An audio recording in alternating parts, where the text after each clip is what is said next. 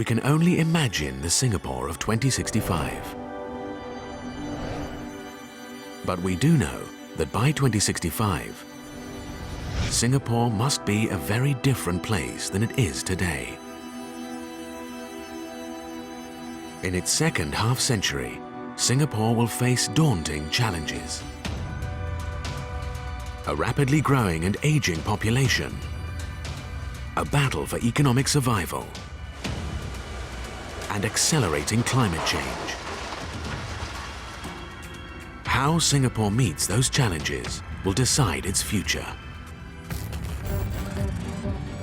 Today, our most innovative architects and urban planners are envisioning radical solutions that will transform the way we live.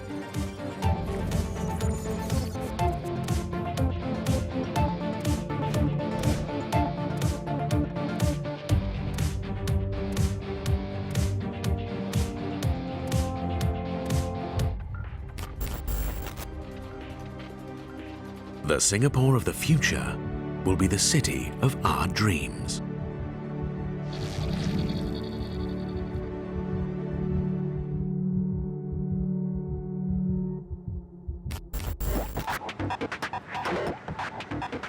Today, 54% of the world's population lives in urban areas. By 2065, that percentage will be 80%. Over 40 cities will have become megacities. One of those megacities may be Singapore. Most future megacities will house their growing populations by expanding outward. But not Singapore. It's already built to the edges of its 720 square kilometre island. Since the 1950s till now, we've reclaimed maybe about 20% of our island's footprint.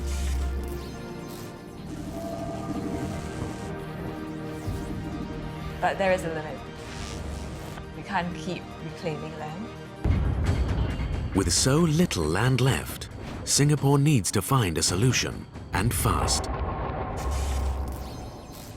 And that's what's led some of our visionary architects to think where no one's thought before. Because we have no way of expanding, the only way to develop for Singapore is upwards. It's not whether we go vertical or not, it's just how are we going to go vertical. Shirin Taraz and Alina Yeo are architects at the firm Woha. They believe that living high in the sky is the only solution to Singapore's future population growth. They call their concept the vertical city and insist it can't be just a set of taller skyscrapers that simply reproduces existing building types and extends them into the sky. In their view, only a radical new vision of high-rise tropical living can achieve a livable future Singapore, whose people may live their lives 60 or even 100 stories in the sky. The vertical city will have to convince tens of thousands of people to do something human beings have never done before. Spend their lives as much as 500 meters above the earth.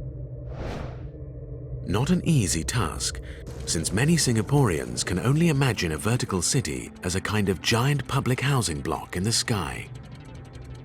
The typical high-rise that we have as of now is very monofunctional. So you either live in it or you work in it. If you always stack the same thing, one on top of the other, on top of the other, on top of the other, it is so monotonous. Your environment is not exactly inspiring.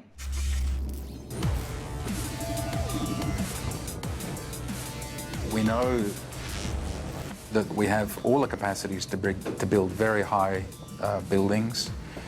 We have a capacity to make high-speed lifts that will deliver people to those elevated places. But whether anybody would want to live in one of those spaces, what would be the mental health? Do we really know what it means to live in one of these efficient, elevated spaces in the sky? It's so easy to get seduced into thinking that mega cities are about mega structures. And they are not. They are about the human being that lives in each of these mega buildings. That's where we need to start thinking as we become more and more into mega cities with higher density and taller buildings. People tend to get more isolated in their living conditions. They prefer privacy over community, and it's incumbent almost upon the architects or the planners to create spaces where people can still come together. We want to bring it down to very fundamental questions. How can we build in such a way that our buildings are liked by the people inhabiting them?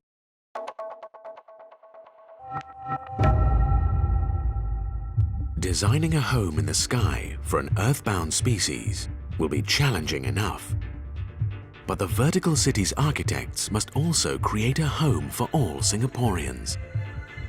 For all of history, multi-ethnic city dwellers have dealt with the tensions caused by cultural differences by living apart in their own neighborhoods. Singapore succeeded in mixing its diverse cultures when it introduced HDB housing in the late 1960s. And vertical city advocates are confident that success will continue.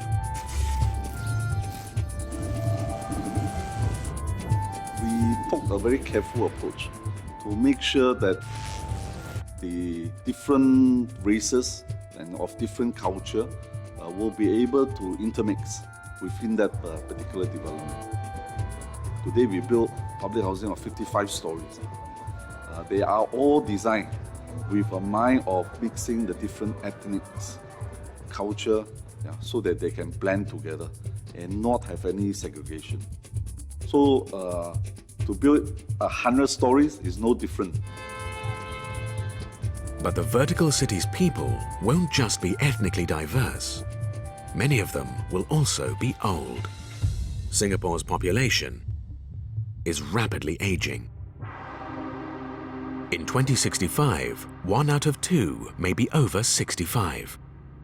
Experts wonder, how will a record number of elderly cope with life in a vertical city?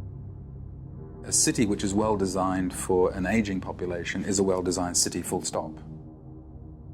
To try and design for the city that really includes everybody.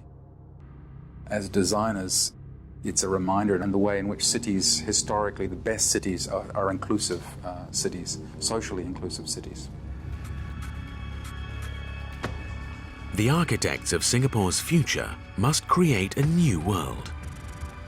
There's no model for what must be done, so the architects are envisaging a radical shift away from the traditional apartment block. I guess it would have to infill in some spots. While pondering how high future buildings must go. Woha's vertical city prototype would house 5 million people over 45 square kilometers. The population density would be approximately 100,000 people per square kilometer. That's 10 times more people than Singapore's city centre today. Living in buildings that would tower over Singapore's current skyline. A multi-layered, multifunctional mega structure. And a massive concentration of humanity.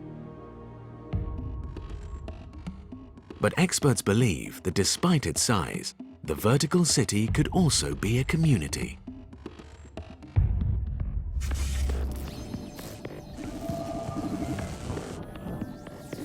This could be really like functioning like urban kampongs, urban villages, where you organize them such that they have easy access to a communal floor, where you may have some basic amenities, both for the young and the old.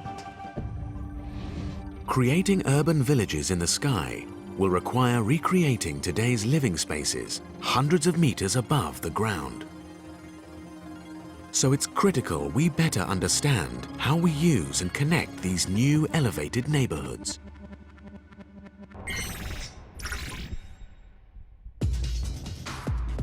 By its 100th birthday, Singapore will have designed and built something never tried before.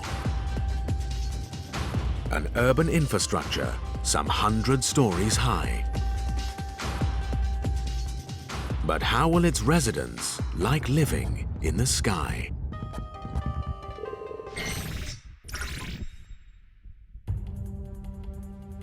When Singapore turns 100 in the year 2065, tens of thousands of Singaporeans will be living hundreds of meters in the sky. And Singapore's landscape will be dominated by a new and radical urban structure: the vertical city. Without doubt, 100-story buildings will make Singapore's future skyline an awesome sight. But what will it feel like to call these megastructures home? If the Singapore of 2065 will be housing its people high in the sky, it will have to give them more than just shelter. The vertical city must be a livable city. And that's the biggest challenge for those designing Singapore's future. Designers will have to address our deep and powerful need to feel connected to the ground.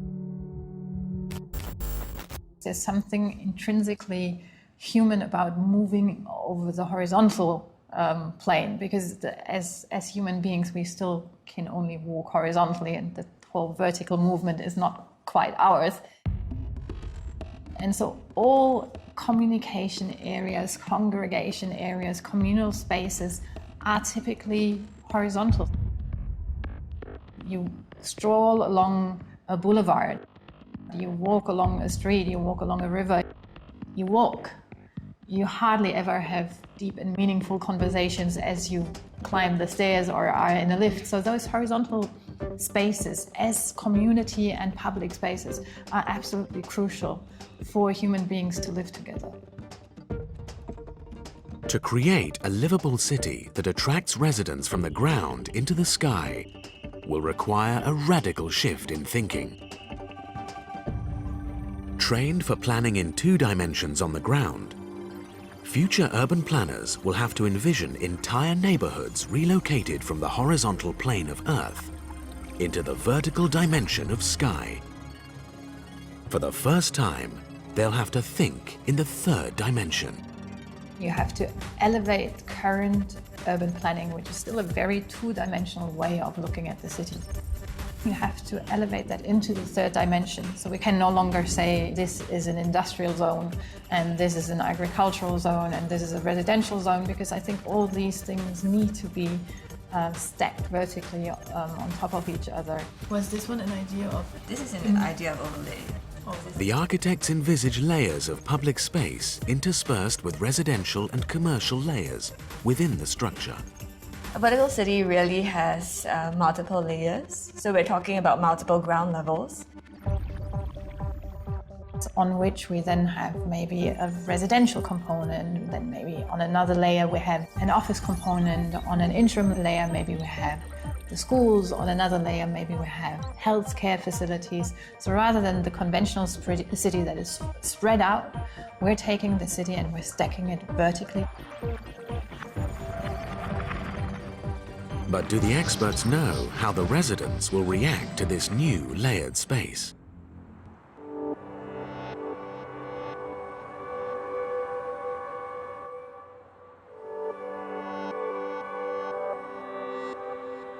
When we're thinking about future cities, we have to really understand how people operate, how people are physiologically, but we also have to think about how people are cognitively, that is how their brains process their own presence in cities, in crowds, or in isolated situations.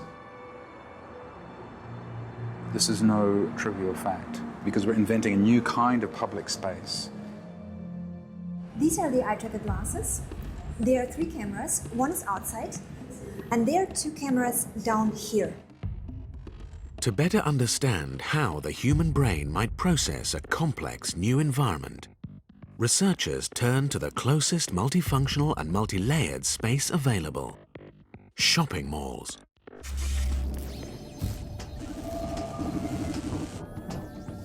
One element of that research is to use what's called eye-tracking glasses. These are glasses that have little cameras that record the movement of the eyes and tell you where people have been looking, what elements in the environment they have seen and what maybe vital information they have overlooked. Another set of tools that is now emerging is to use physiological data on the move. That is, to measure, for example, the skin conductance, which is a sign of stress or arousal, to measure heart rate while you're moving around. So your goal destination is this free store located on the 3rd level of this building. Please do not use any maps.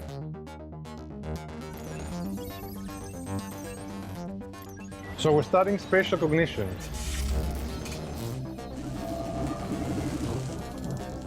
That's how people navigate in the environment, how they learn new places, how they remember places they've been before, how they make choices. And in particular, we're looking on multi-level environments like shopping malls or complex buildings. So where people have not only to find their way in one dimension, the horizontal dimension, but also vertically, because this is more complex and people use different strategies and different heuristics to find their way. Recording how we experience and mentally map a multi-level cityscape allows researchers to develop designs that better accommodate the flow of people. Where do people look? What do they pay attention to? What is important to them? Some of us look more at people, some of us look more at displays, some of us look more at signs. If you look at sufficiently many people and integrate that data, you find specific patterns. The overarching question for us is, how do people behave and how do people experience the built environment? Urban living can be very stressful if the environment is not designed right. If they look around, they might see that there's a corridor here, so they might pick this one. Architects and urban planners can use our insights to make better decisions about the design of buildings and about the structure of city layouts. You don't want to live in a box. You want to live in an interesting urban environment. But how will architects recreate interesting urban environments in the sky where space will be at a premium? How will they design a vertical environment that guarantees its residents the same freedom to move they would have on the ground? In 2015, Woha debuted a new vertical living concept that might be the model for Singapore's future. Public housing project Skyville on Dawson organizes living space into a series of stacked villages, grouped around green areas called sky gardens.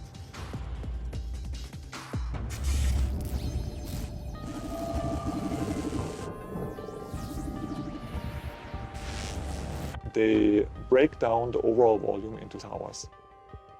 And these towers by themselves are broken down into smaller neighborhoods. So once you reach a critical number, they would put a sky garden, that the people that live around that area can share. We wanted to test out was the question of creating community spaces at great height. Each of them contains 80 homes, and you can kind of feel like psychologically you feel you can know your neighbors when you're 1 in 80 versus when you're 1 in 1,000. That's the kind of sense of community and ownership and shared space that you can have. You can look down on your village green or your sky garden and be able to see your neighbors.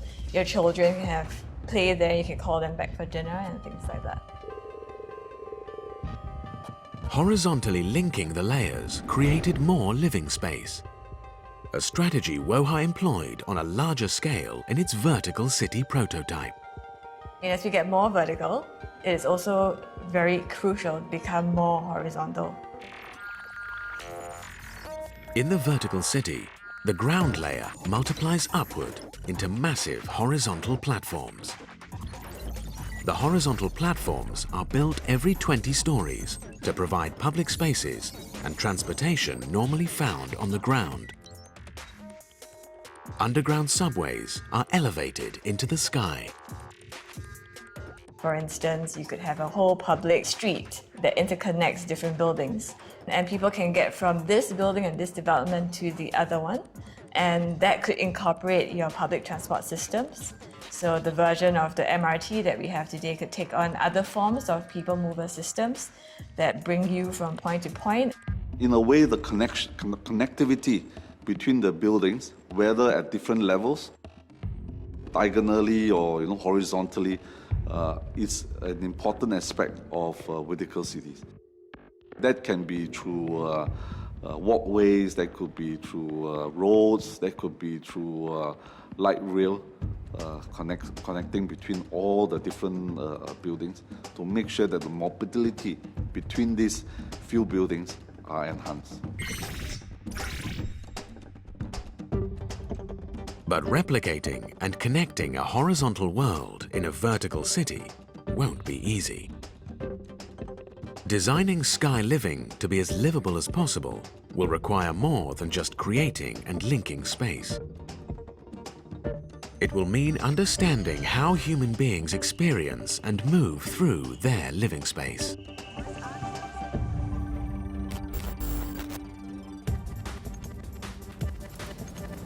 What do you see?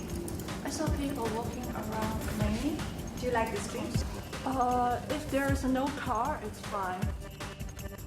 To do this as economically as possible, a team at Future City Laboratories is carrying out virtual reality research that could help architects develop their concepts. Active mobility basically deals with all the active forms of transport like walking and cycling.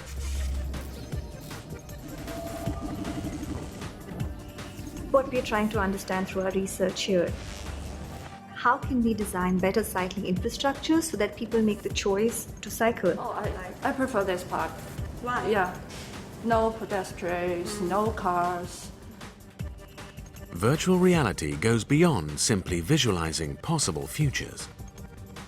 By immersing volunteers in virtual worlds, it allows architects to test out concepts and discover their flaws before designs become reality. Take the 3D model from the buildings, the street, the new design, and the simulation with all the cars, bicycles, motorists, cyclists. And I combine all that into a game engine that allows us to create a virtual reality experience.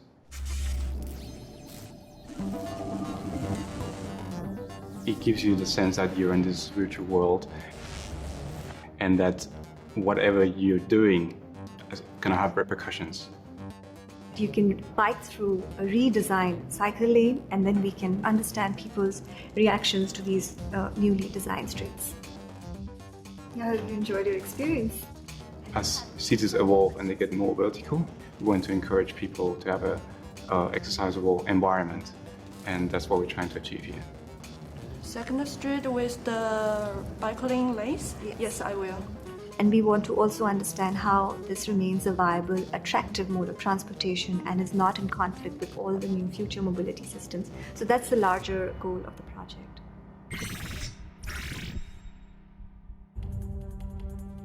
By 2065, the vertical city could be well on its way from today's radical visionary concept to the new normal for thousands of Singaporeans, and a solution to Singapore's growing population.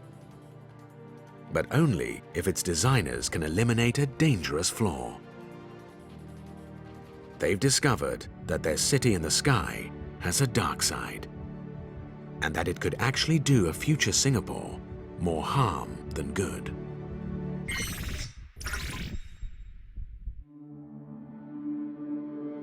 In the year 2065, when Singapore celebrates its 100th Independence Day, the Singapore skyline may be dominated by vertical cities, homes to thousands of people living hundreds of meters in the air.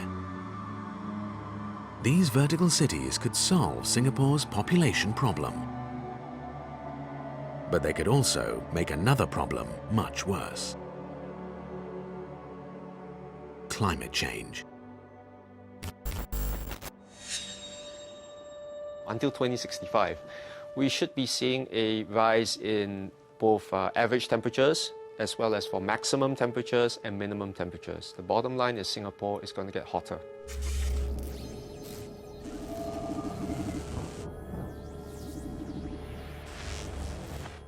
Winston Chow has been studying the ramifications of climate change on Singapore and the region.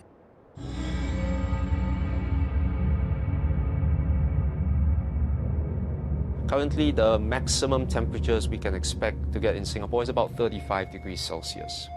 It's likely that it will increase to higher, maybe 36, 37 degrees. So if you were to stay outdoors when these sort of temperatures hit, you will be having a greater likelihood of heat stress or heat stroke. Singapore's location on the equator already makes it hot. But as it's become more urbanized, it's become even hotter. Many of its skyscrapers are copies of structures in the West. While the classic skyscraper works well in the colder climates of the US and Europe, it's not appropriate for Singapore's tropical conditions. The skyscraper is developed to be as compact as possible, which makes sense in a temperate climate and in an environment where you largely want to keep, separate outdoor air from indoor air. Those typologies were not meant for the tropics in the first place. And you could not really tell the difference whether that building was standing in Shanghai or New York or Singapore, even though it's a completely different climate. The air conditioning needed to cool the interiors of large closed buildings contributes to a dangerous phenomenon called the urban heat island. When you convert a rainforest to a city, so you've got buildings and you've got roads, what happens is that you trap in more heat. And this heat gets re-radiated out, especially at night, on top of whatever waste heat that is generated by air conditioning. And this contributes to a more warm urban environment compared to your rural surroundings.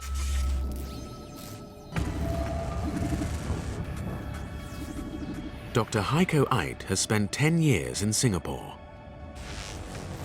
For the last 4 years, he's been investigating how to diminish the urban heat island effect. In Singapore, it's a very pressing issue. We are at the equator, it's pretty hot here anyway. And in Singapore, the urban heat island effect is completely negative. In other cities, in other parts of the world, the urban heat island effect may have some positive effects. In winter, for instance, it could be a bit warmer and not as cold. There are several factors.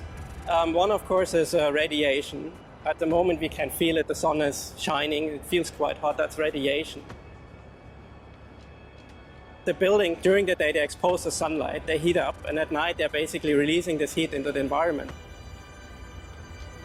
And another part is contributed by the people who live here and our economic activities. Take traffic as an example. Roughly 20% of Singapore's overall energy consumption goes into the transport sector. All this energy is released in form of waste heat. If you're lucky, there's wind and it somehow dissipates, but if you're not so lucky, it also gets trapped in the city. If you have a lot of high-rise buildings close to each other, you have those air conditioning units. Each of them is producing some waste heat, and hot air rises up. And therefore, with each floor, the air conditioning unit has to work harder and harder to cool down the inside. Of course, if it works harder, this means it needs to consume more energy. There is a vicious cycle. If you use a lot of air conditioning in Singapore to cool your indoor environment, all that waste heat goes out and you contribute to the heat island. But how you power your air conditioning is primarily through fossil fuels. So there is that indirect feedback loop in which you use more fossil fuels and you contribute to more greenhouse gas emissions that trap in more heat in the atmosphere that causes climate change. What we can do is make sure that we don't cause the temperature in the city to be even higher or to be increased even higher than what it's already increased by climate change. Even the most passionate advocates of vertical cities acknowledge that gigantic air-conditioned buildings housing thousands of people will make Singapore's urban heat island even hotter. But what if those buildings could help lower Singapore's temperature instead of raising it? As it turns out, there's a very simple way that they can.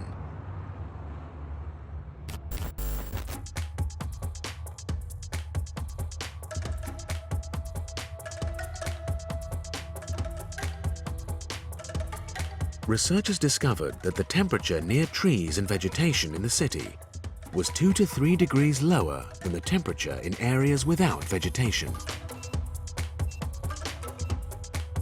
The greenery absorbs heat and provides shade,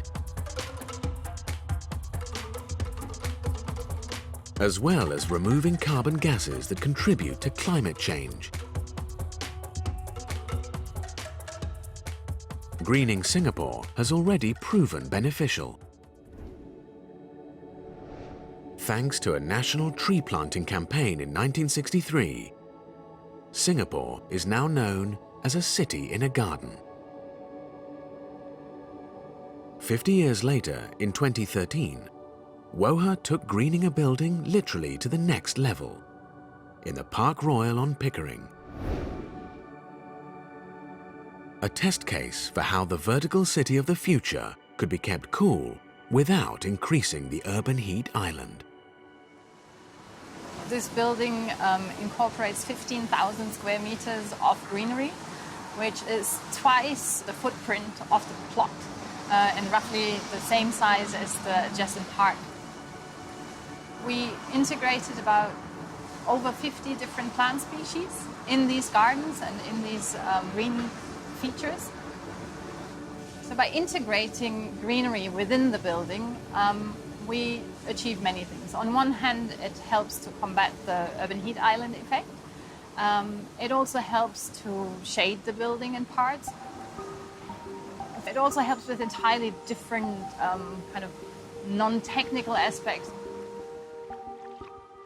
The plants also provide psychological benefits. For human beings to be surrounded by nature, there's a connection called biophilia. So it's the love of anything natural around us. And there's an inner need for us human beings to be surrounded by nature, be it either really as a view, so if you look out of the window to see some greenery, or as a garden that you can literally walk into and wander around and smell flowers, etc., has a massive impact on our well-being. So up to 50% of the corridors here are naturally ventilated.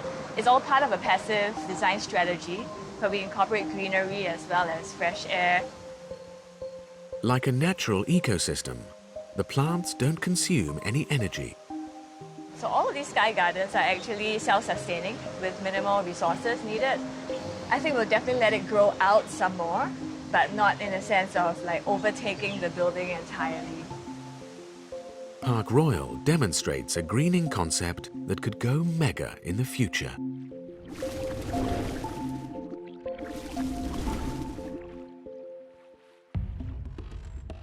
A future that could see nature not only being added to designs, but driving design. A new form of smart, climate-sensitive architecture. This pavilion was constructed for Singapore's Future of Us exhibition in 2015.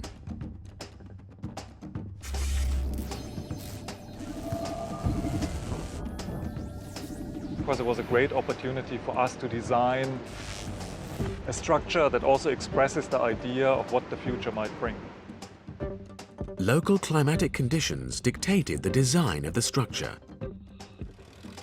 To replicate the complexities of the surrounding environment, computers analyzed that environment to create the pavilion's structure.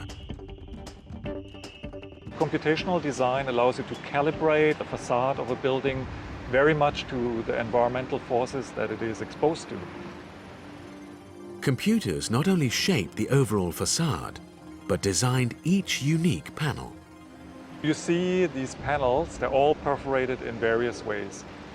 Each piece reacts specifically to the location that it sits in.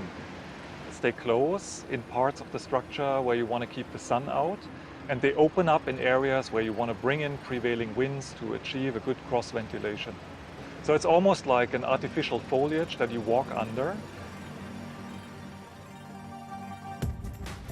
We see there's a great potential for having smarter buildings for the future that not necessarily use a lot of technology. The technology is used up front.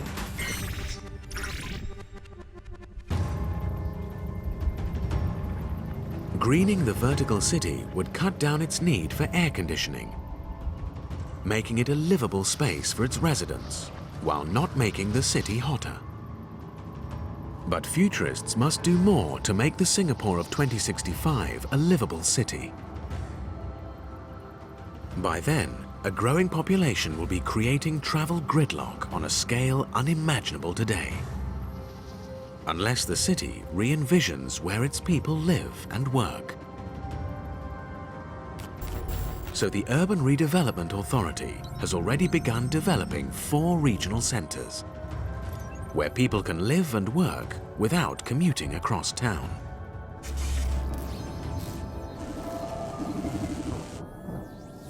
The reason why we actually have more regional centres throughout the country is really to bring jobs to be closer to where people live. And by doing so, we can actually cut down the need for people's daily commute between work and home, and in the process, reduce traffic congestions between the city towards the city. Many futurists believe that green architecture and regional centres could make vertical cities the solution to creating a livable Singapore. But building energy-friendly homes for thousands in the sky won't be enough. By 2065, resources will be extremely precious. To be sustainable, it will be critical for the vertical city to be smart.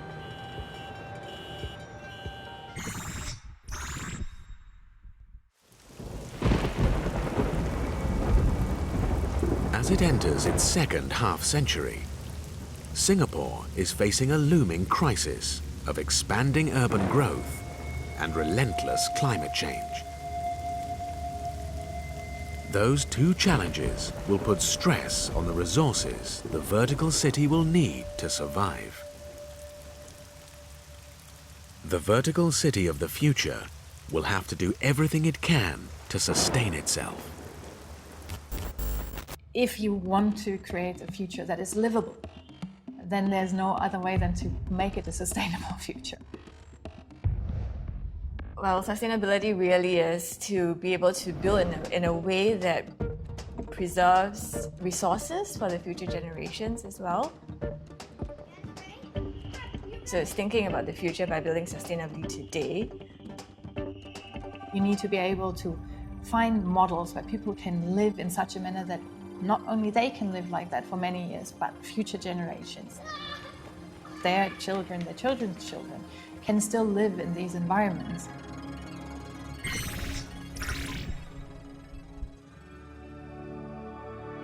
Smart sustainability will be key to designing and building a successful vertical city.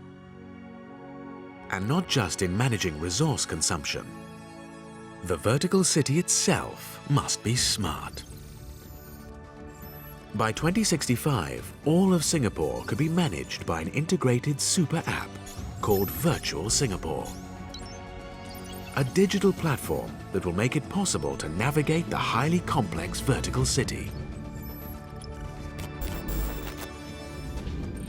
We visualize everything about Singapore, all the data about our life, our living.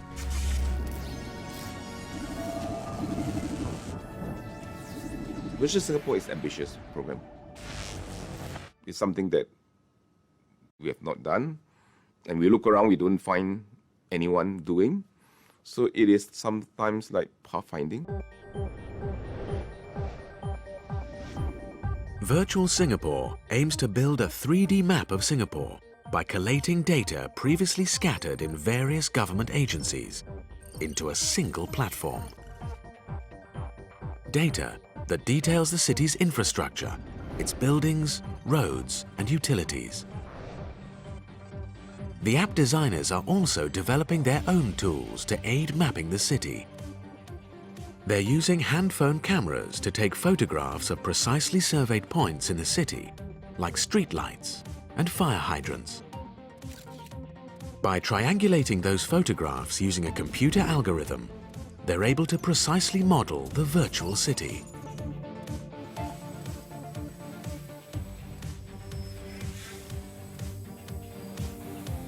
Deploying drones allows them to add the third dimension of height to their virtual model.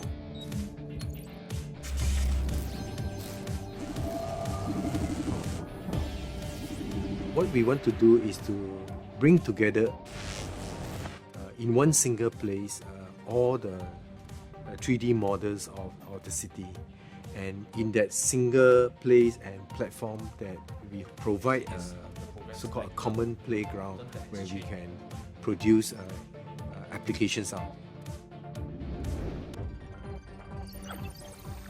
Virtual Singapore's applications will help city planners and residents prepare for the future by combining 3D maps with real-time data to run simulations anticipating problems like traffic congestion and water storage. Planners will be able to design long-term strategies for the city, as well as manage more basic, down-to-earth matters like new cycleways and street lighting. They'll also have access to a district's population density, the number of solar panels on its buildings, and its energy use. Residents could use the 3D tool to find the best evacuation route during an emergency. Parents could judge which path is safest for their children to get to school, and planners could then add better amenities along the most favored route. When it's finished, Virtual Singapore will be a powerful tool, unprecedented in the history of city planning, aiding Singapore's goal of becoming a truly smart city. Traditionally, urban planning has almost like an engineering kind of approach. So you have different divisions that look after different aspects of the city.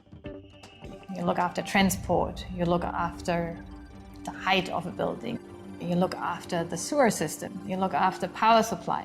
You tick off one task after the other, that you come to a pragmatic solution, but not necessarily a good solution. Everybody is looking after their specific task, but we really need to start a planning approach that is a lot more holistic, and where we try to combine different things, combine infrastructure with architecture, combine cycle paths with drainage, combine power plants with industrial uses. And that requires a different way of thinking. It requires a more holistic approach to planning to really come to more intelligent solutions.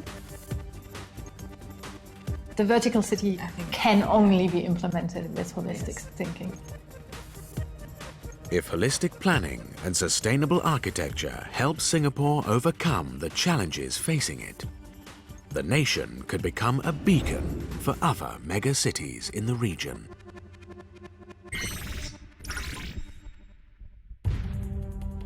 But by 2065, climate change and urban overpopulation will be threatening the whole world. And the damage they do to cities and countries thousands of miles away from Singapore will threaten Singapore's survival. On its 100th birthday, Singapore will be faced with more than its own local problems. It will have to survive a changing world. And its future may lie far beyond the land and far beyond the sky.